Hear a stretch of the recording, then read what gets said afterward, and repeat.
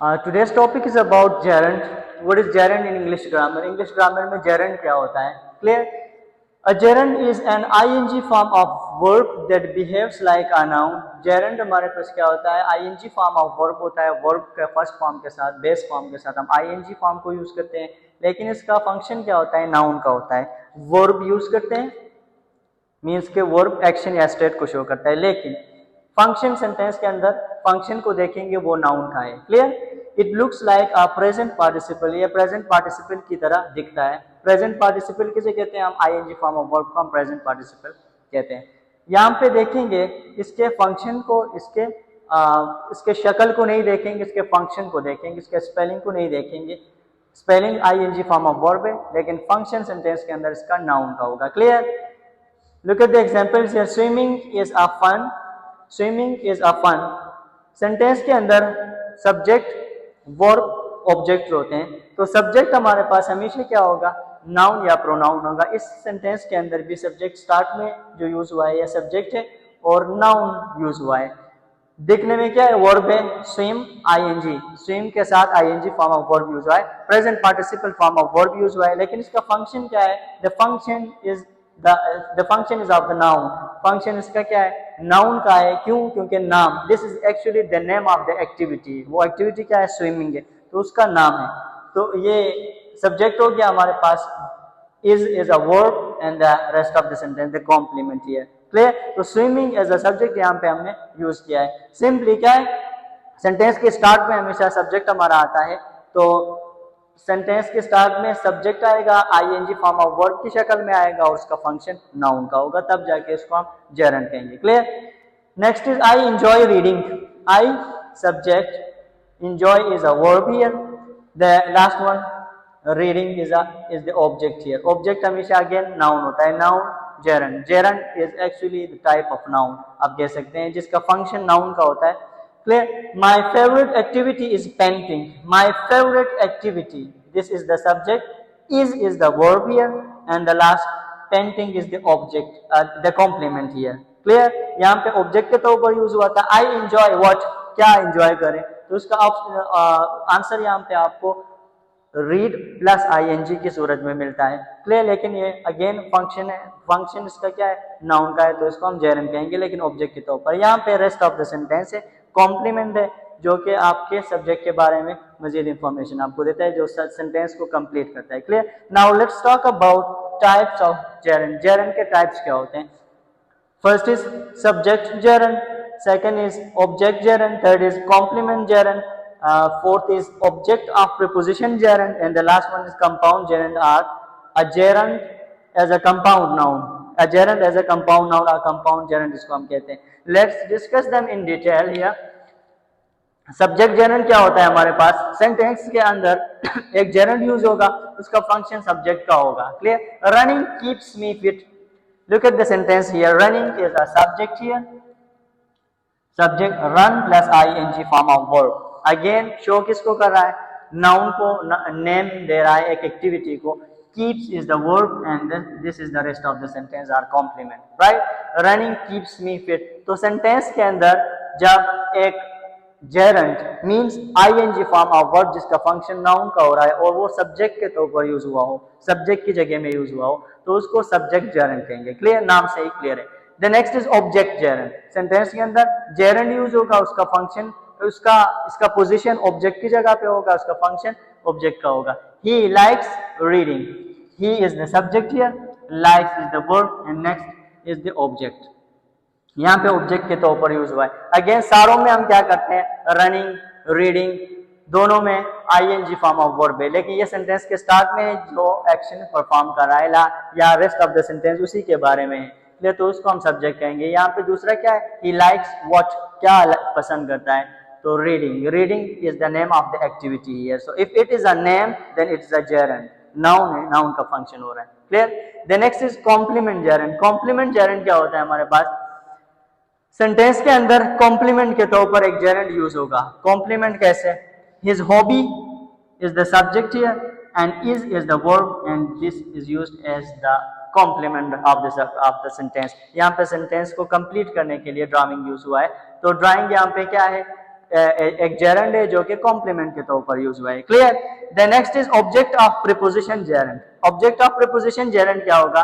Sentence के अंदर एक जेरंड आएगा, मींस वर्ब का first form ING form, ING form of verb use होगा, उसका फंक्शन नाउन का होगा और सेंटेंस के अंदर प्रीपोजिशन के बाद आएगा। प्रीपोजिशन जेरंड, उसको ये भी एक ऑब्जेक्ट है लेकिन इनडायरेक्ट ऑब्जेक्ट आप कह सकते हैं। तो आईएनजी फॉर्म ऑफ वर्ब आया है लेकिन इससे पहले यहाँ पे एट यूज हुआ है, एट इज अ प्रीपोजिशन है, that's why it's called object of preposition gerund. Clear.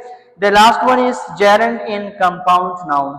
Gerund compound noun के तौर पर भी यूज हम कर सकते हैं। फॉर एग्जांपल स्विमिंग पूल, ये एक नाम है, एक जगह का क्या है? नाम है।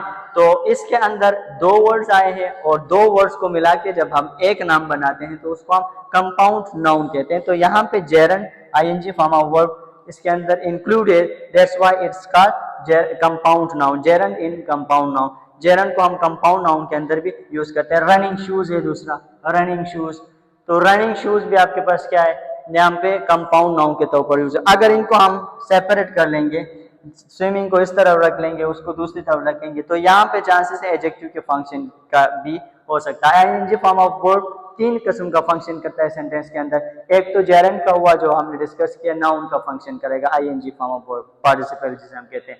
और दूसरा ये वर्ब का फंक्शन करता है, खुद वर्ब एक्शन को शो करेगा।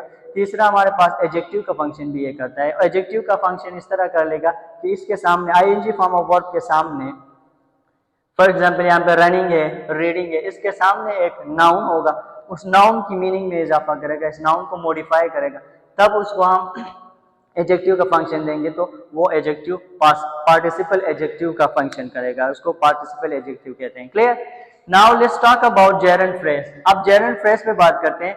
तो जेरंड को हमने ऑलरेडी अंडरस्टैंड किया है, यहाँ पे आईएनजी फॉर्म ऑफ वर्ब होता है जिसका फंक्शन नाउन का होता है। क्लियर। अब फ्रेज को इसके साथ मिलाते हैं। तो फ्रेज में हमने डिस्कस किया था, फ्रेज क्या होता है? मोर देन वन वर्ड होता है, एक से ज्यादा वर्ड। तो सेंटेंस के अंदर जब एक जेरंड आ जाए विद रिलेटेड वर्ड्स, कुछ रिलेटेड वर्ड्स इसके साथ आए और फ्रेज की शक्ल इख्तियार कर ले, मीन्स के मोर देन वन वर्ड हो, तो उस वक्त हम उसको क्या कहेंगे? जेरंड फ्रेज कहेंगे। Clear. For example eating healthy food is important for health.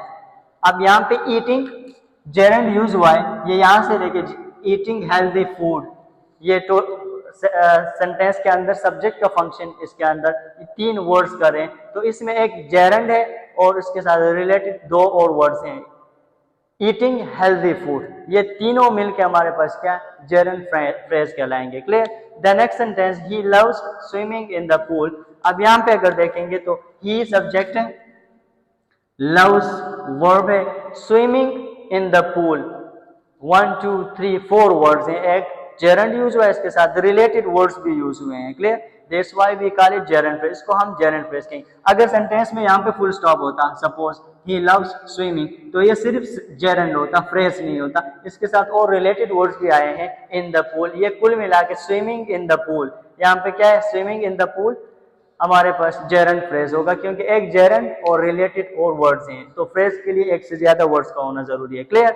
Now there is an activity here, यहाँ पे एक शॉर्ट एक्टिविटी है, इसको समझ लें। सेंटेंसेस आपको दिए जाते हैं स्टेटमेंट्स, एमसीक्यूज वगैरह में, और डिफरेंट स्टेटमेंट देखिए, उनको उनके अंदर अंडरलाइन करते हैं। फॉर एग्जांपल यहाँ पे फ्लाइंग, फ्लाइंग, फ्लाइंग, तीनों में एक ही वर्ड यूज हुआ है। और अब इस सेंटेंस के अंदर इनको फंक्शंस, इनके फंक्शंस देखेंगे और फंक्शंस देख के हम डिसाइड कर लेंगे कि ये जेरंड है कि नहीं। ये जेरंड है, मैंने आपको बता दिया ING form of verb, verb का फंक्शन भी कर सकता है, एडजेक्टिव का फंक्शन भी कर सकता है और नाउन का। जब नाउन का फंक्शन करेगा तब जाके हम इसको जेरंड कहेंगे, वर्ब और एडजेक्टिव का फंक्शन हमारे पास जेरंड नहीं होगा। Clear. Look at the first sentence here, the bird is flying in the sky, the bird subject is verb, flying again verb, यहाँ पे एक्शन को शो कर रहा है, द बर्ड उड़ रहा है, बर्ड उड़ रहा है, तो यहाँ पे is helping verb and flying is the main verb. तो यहाँ पे मेन वर्ब का फंक्शन कर रहा है, we are talking about the function, not only about the word. Word के बारे में सिर्फ वर्ड को नहीं देख रहे हैं कि आईएनजी सारों में है। क्लियर। तो यहाँ पे फंक्शन इसका किस चीज का है? वर्ब का है, that's why it's not a gerund. First statement में फ्लाइंग हमारे पास जेरंड नहीं है। Clear. The second, I saw a flying bird, I saw, I subject, saw is a verb, a flying bird, I saw a bird अगर बोलेंगे flying को छोड़ के, मैंने एक बर्ड को, एक परिंदे को देखा, राइट। अब आई सा अ फ्लाइंग बर्ड कहते हैं तो यहाँ पे आईएनजी फॉर्म ऑफ वर्ब के साथ नाउन यूज हुआ है, और ये जो वर्ड यहाँ पे हमें दिया गया है flying ING form of word, ये इस नाउन की मीनिंग में इजाफा कर रहा है, मीन्स के it modifies the noun, if it modifies the noun the function of this word is of adjective. अब इसमें फंक्शन इसका एडजेक्टिव का हो रहा है, तो ये हमारे पास क्या है, एडजेक्टिव का फंक्शन करेगा। Again this is not the gerund here, so the second sentence is not also doesn't consist any gerund here, तो यहाँ पे फंक्शन इसका एडजेक्टिव का था, इसलिए हम इसको gerund नहीं कहेंगे। The last one, birds like flying, birds subject like verb, यहाँ पे जो flying है ing फॉर्म ऑफ वर्ब, ये ऑब्जेक्ट के तौर पर यूज हुआ है और ing form of verb use हुआ है। ऑब्जेक्ट हमेशा हमारे पास क्या होता है, नाउन होता है, तो इसका फंक्शन यहाँ पे नाउन है, ये एक्टिविटी को नाम दे रहा है flying. Clear? So it means it is a gerund. इन तीन सेंटेंसेस के अंदर हमने देख लिया कि एक ही वर्ड यूज हुआ था, फ्लाइंग, फ्लाइंग एंड फ्लाइंग, एक ही वर्ड फ्लाइंग को हमने यूज किया था तीन सेंटेंसेस के अंदर। लेकिन फंक्शंस को देखा, फर्स्ट में फंक्शन वर्ब का था, इसलिए इसको हम जेरंट नहीं कह सकते, gerund is a type of noun again here. And second में एडजेक्टिव का फंक्शन हो रहा है, तो उसको पार्टिसिपल एडजेक्टिव कह सकते हैं, लेकिन उसको जेरंट नहीं कह सकते। लास्ट में बर्ड्स लाइक फ्लाइंग, यहाँ पे हम इसको जेरंट कह सकते हैं, क्योंकि इसका फंक्शन यहाँ पे नाउन का है, नाम देने का, एक्टिविटी को नाम दे रहा है। यहाँ पे अगर फ्लाइंग इसकी जगह आ जाता, birds flying, birds are flying, तो तब जाके ये हमारे पास अगेन क्या होता, वर्ब होता। यहाँ पे नाउन का फंक्शन कर रहा है, इसलिए दिस ऑप्शन इज करेक्ट है। That's all about gerund. Gerund के बारे में था, जेरंट फर्स्ट, उसके आगे examples, then types of gerund, and after that gerund phrase and activity here. I hope it's already understood here.